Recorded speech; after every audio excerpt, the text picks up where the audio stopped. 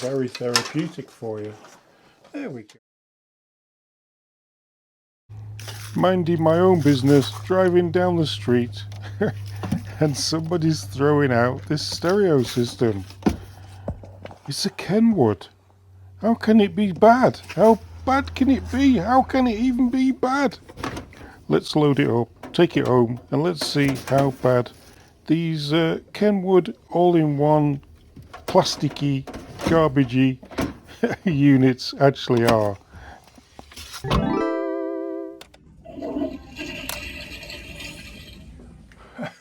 So yeah, free, side of the road, free as can be, free as a bird. Well, free as a broken stereo anyway. So yeah, I'm not, hold on. I don't really think much of these stereos from the, what is it, about the 2000s, mid 2000s maybe.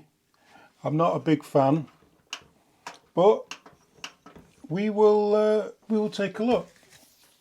Let's plug it in. I've got one speaker attached. Now, what I'm really, well, not excited about, but what I really want from this is the speakers. Because I have a small, one of them little Sony stereos in the garage, and yeah, I need some speakers for it. I'm running off a couple of crappy speakers at the moment, and it would be nice to put these on. So that's why I've brought it home. So let's start off the new year with a new project. Stand by. Ooh, look, we got lights. It's clunking. Oh, it's making a hissing noise. That's volume. So we have auxiliary, tape A, tape B, tuner, which we're on, and CD. We'll try the CD in a minute. See if there's any CDs in it.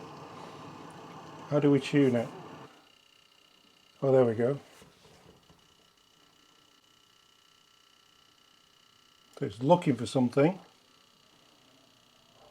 It's pretty cool how it does this little searchy thing. It's not finding nothing though, maybe because we don't have an antenna on it. But let's try AM. Let's do a search on it. No, it's not finding anything on AM either. Not finding a lot, is it? Okay, let's try tape. Tape A.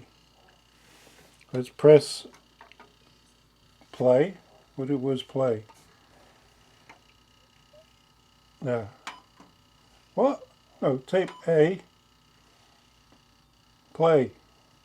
That must. That's. Oh, what? Is that not play for tape?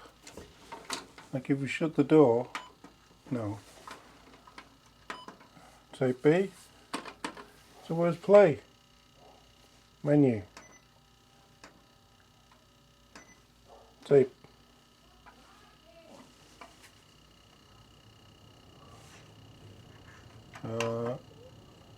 Oh, that's bass on, bass off. It's not taping. It's not making. Alright, let's try tape B. No, it's not making tape things work. Okay, let's go to CD. It keeps wanting us to go to CD. Let's open the CD box.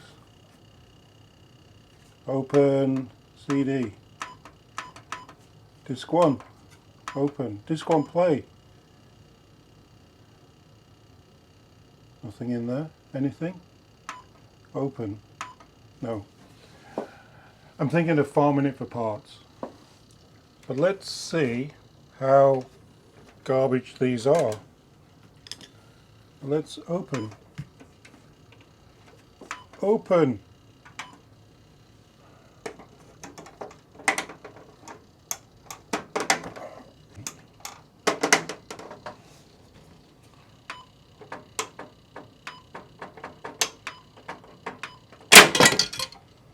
No, that's not open. That's the cover. That could be open. There we go. There we go. It's as easy as that. Close.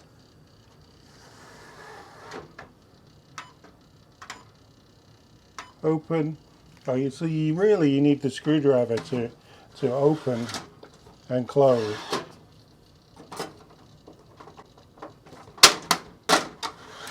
There we go. Open. There isn't a disc on the other one. How do we get... Oh, you just put the disc on the front. Oh well. Let's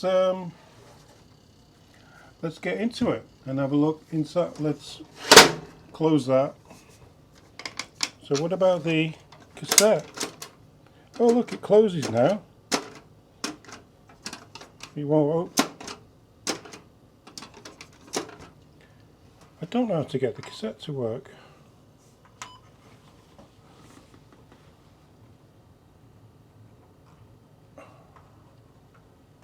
Tape A, and then you would think that was play, wouldn't you, for tape A, but it goes to disc 3.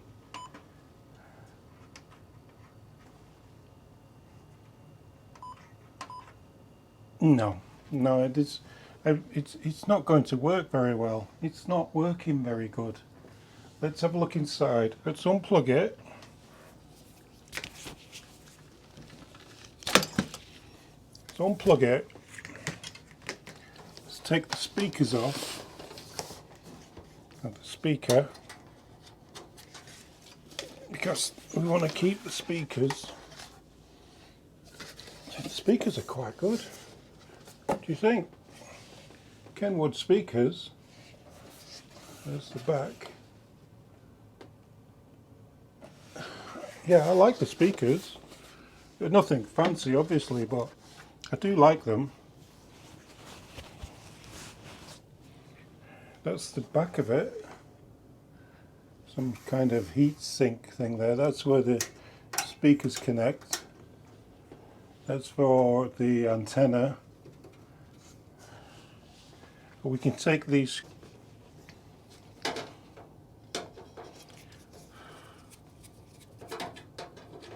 So these, we've got 3 screws on each side.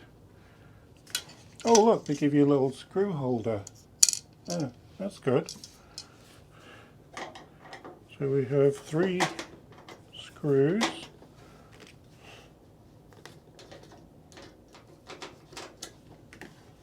And a smaller screwdriver, I think.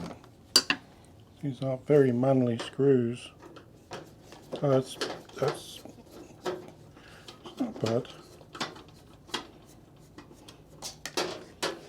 2. I'll keep all these parts because they're all handy for if I have any pieces missing off any other stereos, or I need screws or stuff to put on.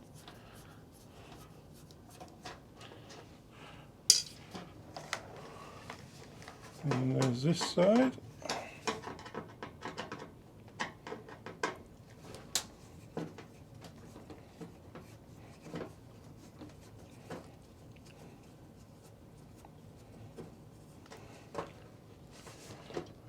I'm sure we can fix this. I'm sure there's just something just not right going on in here.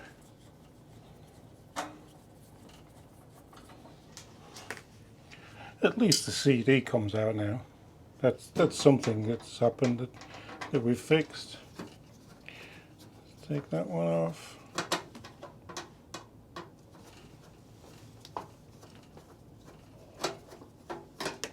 There we go.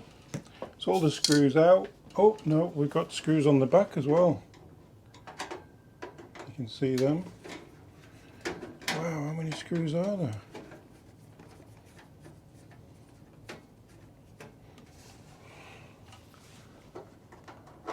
There's so many.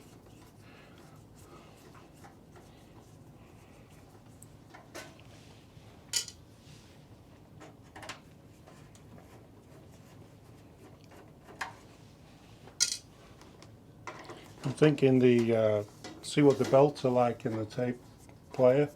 They might come in handy for something. Maybe the motors, the tape motors, might be able to use them in something else. You know, I'm not going to be restoring this. It's definitely not old enough and not my sort of thing, to be honest. It's all a bit too, I don't know, it's garbage, isn't it? It is garbage. Oh, there we go. There we go. Some metal for the scrap man. So there we have one huge board with a couple of chips on it. Cassette. Oh, and there's an inside view. So that's the power unit. Don't really want to touch that. We did get this out earlier, didn't we? I think it came out easier with the... Oh, there we go. Yeah, it came out a bit easier. Oh look, there's a belt on the top. I'll put this on the off the stand so you can see. There's a... Oh. So there's one spare belt we've got. We'll keep that. There's a few broken bits there. There's the laser underneath there. I'm not sure if I can use the laser for anything. But looking into the... Let's get back on there. Looking in there, we've got plenty of spare belts in there that we can farm. Always good to have spare belts. So how do we get that out? Do we take the...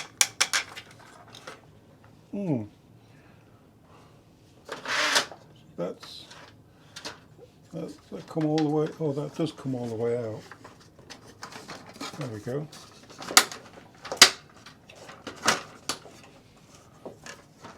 How far out does it come?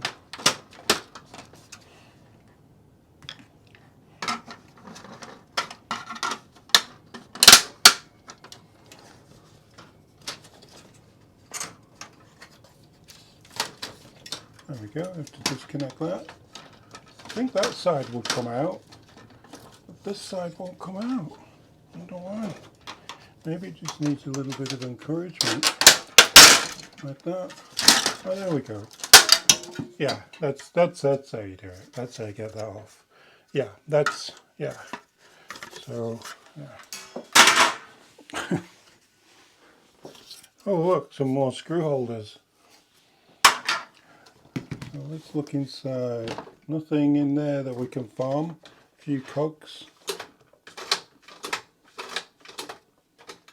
I don't know how that works. Look at the laser in there. I wonder if you can take the laser out. Does this unclip out? Oh yeah, look, there's some screws here we can take off. It's always best to take screws out, I find. It makes the deconstruction process easier. I always find that if you take the screws out.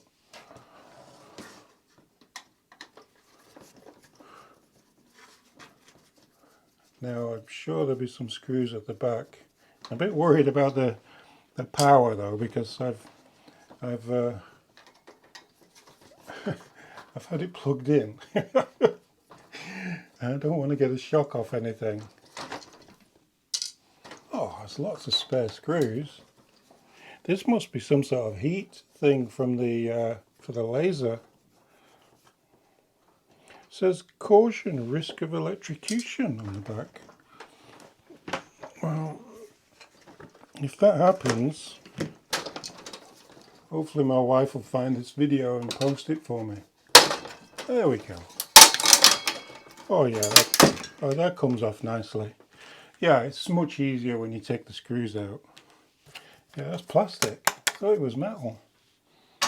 So put that there. Yeah, that is some heat sink, guys. Wow, That must be from the power source. But what we want is the tape. Sounding like an amateur now. Tape. I mean the CD. Just so people know, try not to copy any of the techniques I'm using today, because you might not get your stereo back together again. But for those who strip down stereos very often, this might be very therapeutic for you. There we go. And there we have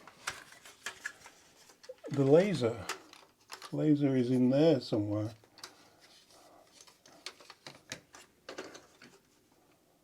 I'm not sure if any of these chips mean anything to anyone, but there's no writing on the chips. I don't have a zoom lens, so I will probably extract the laser from that, just in case, you know. And a few of these boards with these capacitors and things on them might be handy.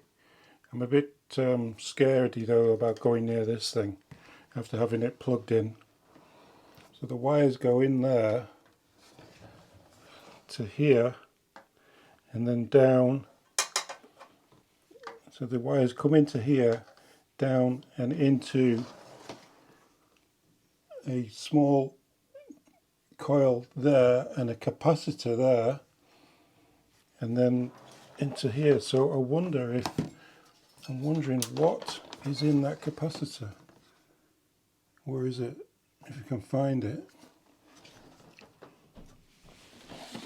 Let's take a look and see if there's any power left in that capacitor, as I don't want to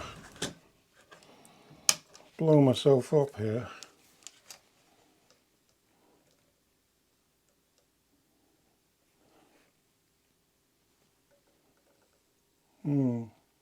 Nothing. Zero. If that's that capacitor, looks a bit lower than that.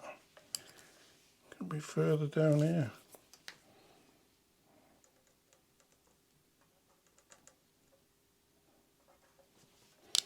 A little bit lower.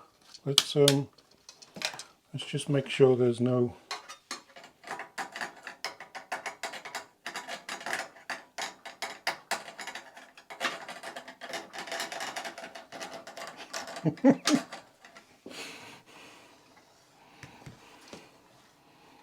yes. So belts. So we've got spare belts now at the front that we could use. So how do we get the front off? Will it just pop off? Will it pull off? Will this come out of here? Could pull that off. No. We can pull this out, can we? Yep, that'll come out. Stay away from that coil. Just make sure it's not plugged in. Yeah, I want this tape cassette mechanism. I don't really want the front board, but I want this cassette mechanism to come out. So there's a few. Oh, look, there's a belt there that might fit my my 8-track player. Wow, yeah, I wonder. How do we get in there? There's a screw there. Screw there, look. See it?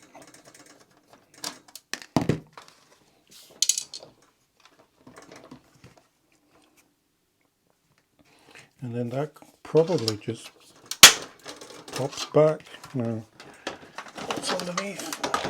Oh, here we go. Some screws here that hold the front on. Ah, I did see them now, did we? One, I think there's two that holds the front on. Be nice to get the front all the way off. Three, there we go. There There we go. Oh, there we go. Oh, lovely, lovely, coming apart beautifully. Yeah. Right, so there we go. And now we have the front apart. We can keep, well, we don't want, I don't want this bit, but there's some nice capacitors in here that we can keep as a spare.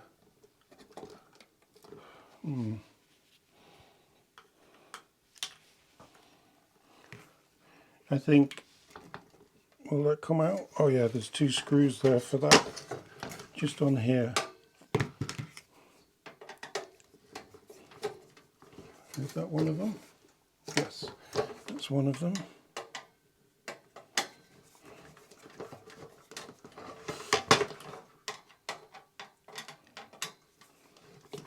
You know what, we'll do that bit later. So we don't need that bit.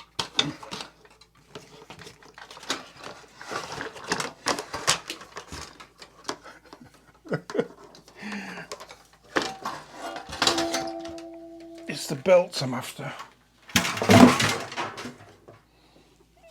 There we go.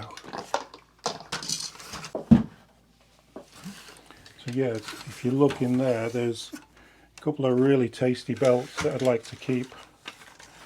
I'd like to get out of this.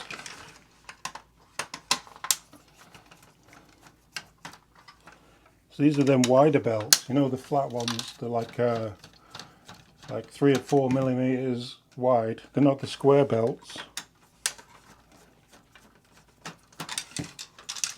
So if it would, must be, oh, there's another 2 screws here.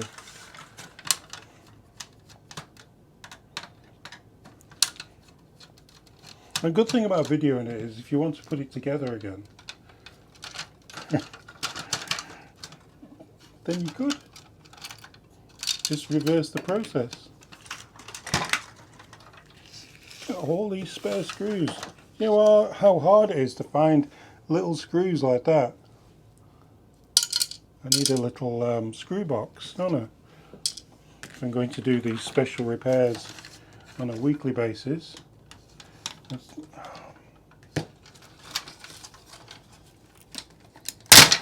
There we go.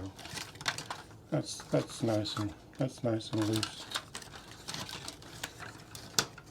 It just might ruin that. That part was my snips. I think this is a snips job. No, I can't find them. So instead of snips, we'll just do. There we go. So we have a few parts on there that we can salvage if ever we need them. These are all little capacitors. Wow. I don't need that bit, don't need them. They can go in the bin. That's salvage. They can go in there. There's the belts I'm after. Oh, so both these cassette decks work from one motor, which I would like to keep. So how do we get the motor out? Looks like it's connected through a screw from the other side of there. So can we get the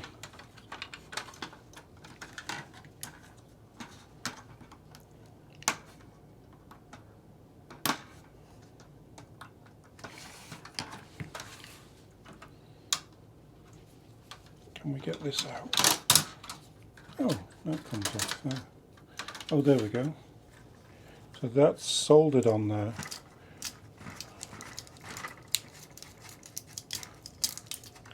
So that's that. And there we have those belts, you see? Really, really handy little belts,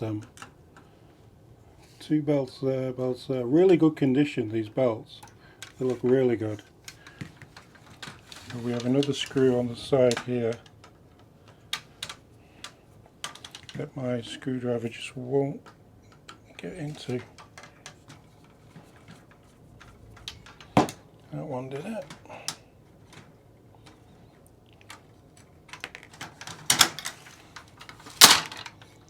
There we go. And there's the motor. So I'm not sure how to remove the motor. I'm sure there is a screw on the... Is there a screw on the other side? No, there's no screw on that side. So maybe if we just remove it in a kind of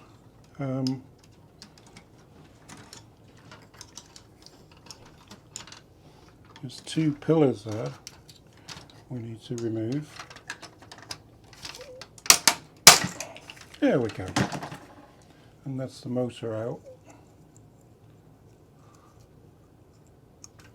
And there's the belts. As you can see, these are the slightly wider belts, so they could come in handy for another project. And we'll also take these belts off here.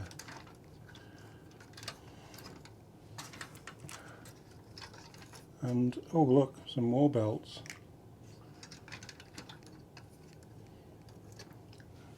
And there's the mechanism, if anyone's interested in the mechanism. For what it's worth, what's in there. So I don't see any more belts on this. I don't really see the point in keeping the mechanism, to be honest. There's a couple of springs. I might just put it in a cupboard. Oh, now it closes. Oh, that one still works. So I'll just keep most of the board, the motors and just keep the motors and stuff as spares, and the belts, and keep the speakers for my other stereo. Don't forget to like and subscribe if you want more tips on how to successfully strip down your stereo. But not like this. See you guys.